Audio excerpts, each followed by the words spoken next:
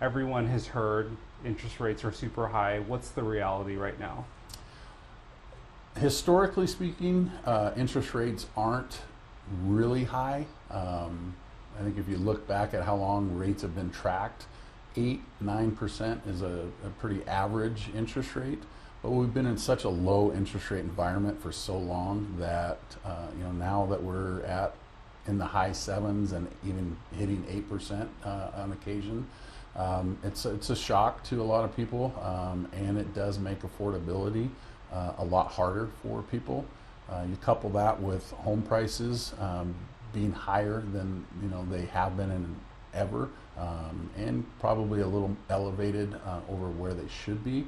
It makes it hard for a lot of people to be able to afford to purchase a new home. Are less people applying for loans now that interest rates seem higher from just a few years ago? What are you seeing? Yeah, there's the number of new applicants that we're seeing has dropped considerably over the last 12 months in general, but really over the last 6 months as rates have really started to climb, they've really slowed significantly. And I think that's a factor of, again, home prices, high interest rates, and the lack of inventory. There's not enough homes on the market right now to be able to drive down the prices. I think the big reason for that is sellers may want to sell and buy a new home. Maybe they want to go to a larger home, or maybe they want to sell and downsize to a smaller home, but they have a 3-4% interest rate today, and if they sold and bought a new home, then they're looking at 7.5 to 8% interest rate. And so a lot of people are on the sidelines, and they're just going to wait until rates start to come down before they put their house on the market. So that continues to keep inventory at a low. I think there are some people that are able to calculate a payment. There's a lot of online tools. You can go online and just Google mortgage calculator, and you can put in the loan amount and the interest rate and then the term that you'll finance, and it'll tell you what that payment will be. And so I think there's a lot of people that are educated enough to know it's just not a good time for me to buy right now, or it's going to be a struggle to be able to afford. And then there's a lot of people that might be able to afford it, and they just think that at 8%, I probably can't afford it. And that's where picking up the phone and calling somebody that does home loans, we can walk you through a pre-qualification process and tell you what you would qualify for, and that way at least you have a ballpark of what those numbers would look like. What do you need to bring into a pre-qualification consultation? Well, a pre-qualification, you really don't need to bring anything in. We can ask you the questions to get the information that we need about your income, about your debts, so we can look at what your debt to income ratio looks like, what you might have for a down payment, your job history, your credit profile. We can verbally get that from you, and that constitutes a pre-qualification. If you actually want to get pre-approved, then we have to actually verify and document your income, your assets, run your credit report to verify your credit profile, and that really puts you in a much better position to go out. If you're ready to start looking for a home, you should get pre-approved. We can issue you a letter that you can then take out, and when you're ready to make an offer on a home, you present that pre-qualification letter to the seller, and it puts you in a better position to have your offer accepted. What are some things that people can do to improve what they get approved for? Is there things while we're in the waiting, you talked about maybe people are on the sidelines right now, if people are waiting for things to change, what are some things that people can do now in the next year to improve, I don't know, their credit score, I don't know Sure. what the term is called, but talk about that. Yeah, that's a great question. And there's several areas that people can focus on as they're trying to prepare themselves to be able to qualify for a home loan. The first would be credit. If you have any credit issues, any derogatory credit issues, work to get those taken care of. If it's a collection, you can pay off that collection. So really cleaning up your credit profile if you have any issues. And then the second thing I would recommend for people to do is try to pay down as much debt as they can.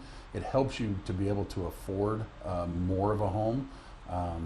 Not that you have to spend all of what you're qualified for, but it puts you in a better position financially if you are able to pay down as much of your debt as you can. So if you have some credit cards, try to pay those balances down. Those would be probably the two main things. Down payment is another area that you can look to put yourself in a position to be better prepared to buy a home. There's programs out there where you don't have to have a down payment, but then of course you're financing the whole amount of the purchase price. If you can save a down payment, that's obviously going to decrease your loan amount and make the home more affordable, make your monthly payments smaller. So those would probably be the three main areas that I would tell people to focus on. Great. Refinancing a good option, and when would it be appropriate to do that? Okay. So refinancing, whether it's a good time to do or not, is kind of it depends on everyone's unique situation.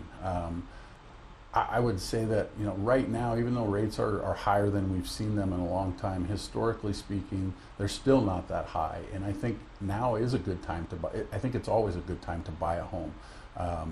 You always have the option to refinance that loan later when interest rates do go down. The price of that home is going to continue to rise. We talked about the home prices being a little bit overinflated right now.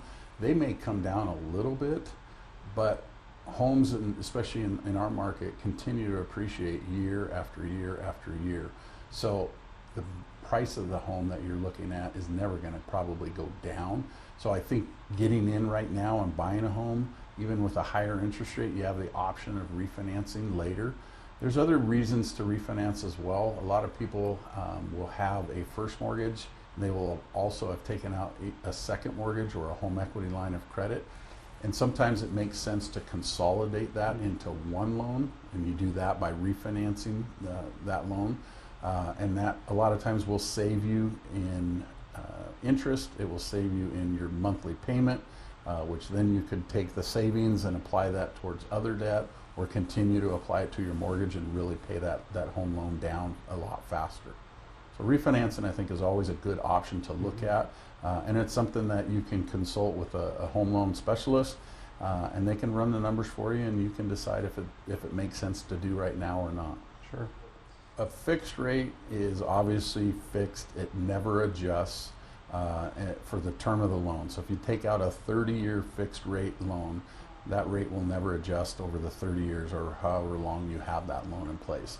A variable rate can adjust. It can adjust up if interest rates are higher than what you were initially set at. It could also adjust down if the interest rate market is lower than where you were initially set at. So for example, a 5-year adjustable, it's going to be fixed for the first 5 years, and then it can adjust up or down depending on where the interest rate market is at that time. The pros to an adjustable rate mortgage are that the interest rates are typically 3/4 to a full point lower than a fixed rate.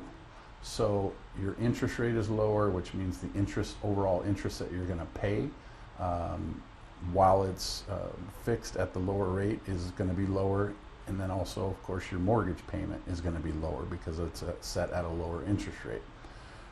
The cons are that it's variable and it isn't fixed, and so you run the risk that if rates are higher when the adjustable takes place, your interest rate and therefore your monthly payment could adjust and become higher. There's a cap though, right? There is. Okay.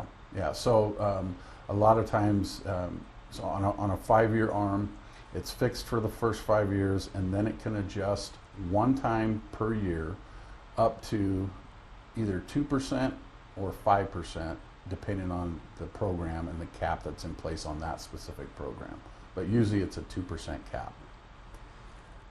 We have a team of home loan specialists, and you can either call one of our branches and connect with one of our home loan specialists, and over the phone you can discuss what your options are, what your profile looks like, what you would qualify for. My suggestion though would be that you actually come in to one of our branches and meet with one of our home loan specialists, and they can answer all of your questions. They can provide you all of the details of what the whole process looks like. They can pre-qualify you, they can pre-approve you, and show you what the numbers as far as a down payment would look like, a monthly payment would look like. They can give you a good idea of what the taxes and the homeowner's insurance would be. It's specific to the home, so they'll give you a ballpark as far as what the taxes would be. But that way you're getting a total picture of what my all-in payment would look like: principal, interest, taxes, and insurance. So that's what I would suggest is coming into the branch, meeting with one of our home loan specialists, and really getting face-to-face and give them the opportunity to answer all your questions and provide you all the information. Okay. Well, I've been doing home loans for quite a while, and I've worked for both banks, mortgage companies, and now a credit union. And I'm a little biased. I think a credit union is a better option. The reason for that is we are nonprofit. So the money that we make on fees and interest, we give back to our members in lower fees and interest rates. We give back to our community.